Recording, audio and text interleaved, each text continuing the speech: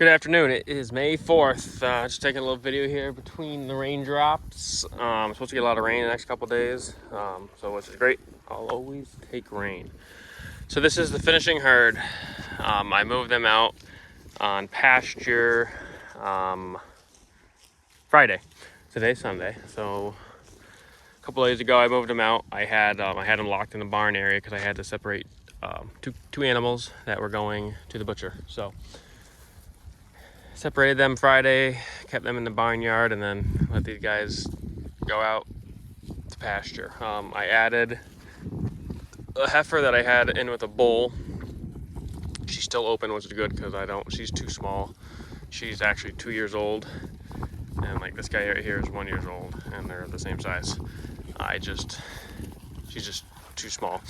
So she's gonna be in the finishing herd, and then I took out one of these steers that was in here and put him in with a bull just to give him company, and they're down in the barnyard.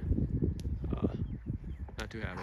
But this field here has a lot of bed straw, especially on this upper half. The whole thing. A lot of bed straw, which is this stuff right here. Luckily the cows eat it, but yeah, it's unfortunate. This field, the part of the field that we're in right now really hasn't been grazed hard in a couple of years, and that's where the most bed straw is. So figured I would let them out. I wasn't even really going to plan on grazing this field, but seeing how there's so much bed straw here, I figured I'd let the cows come out and graze it down.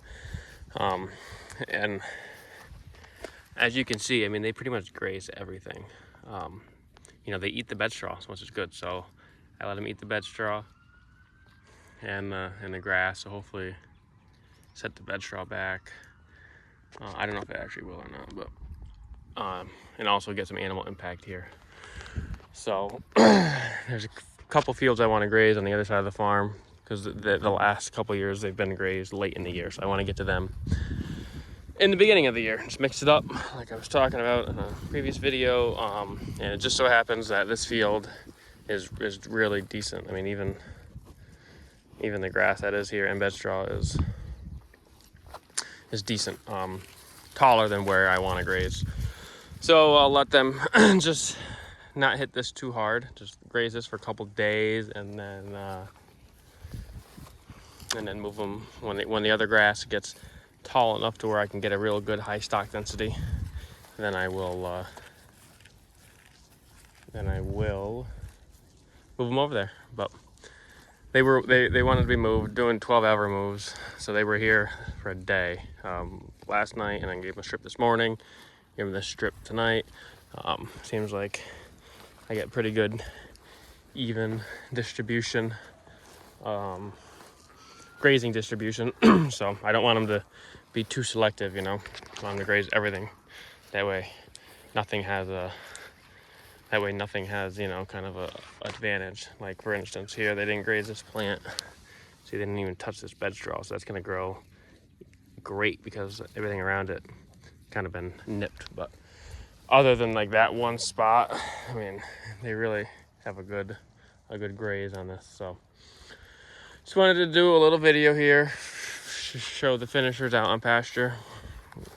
They're doing great. They're looking good. So I'm gonna go out and do some more forage analysis, see how the fields up there are looking. Because I grazed them, and up there is where the cow herd is.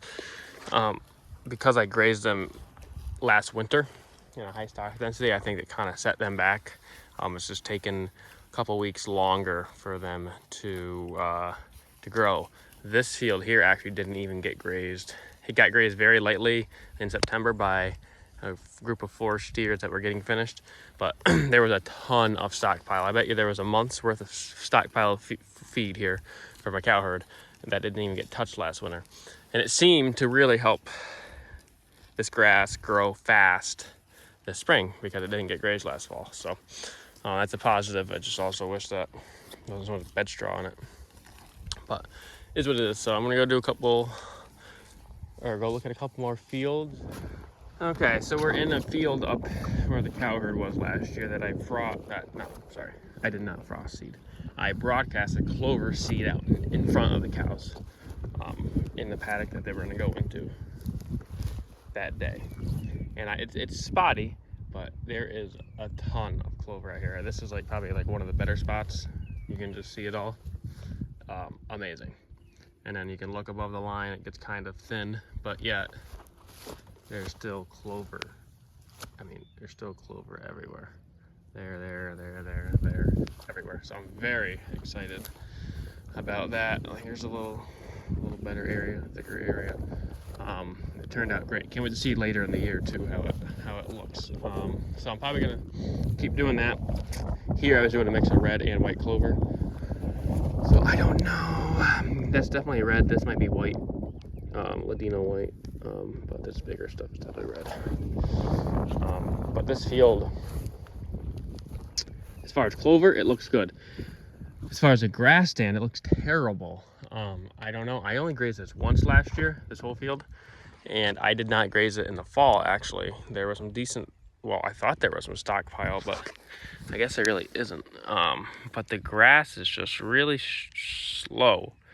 But also, I feel like this field, once it comes like late June, July, it's really seems like it's pretty good. So I think it's just a little warmer. Whatever species of grass here likes a little warmer weather.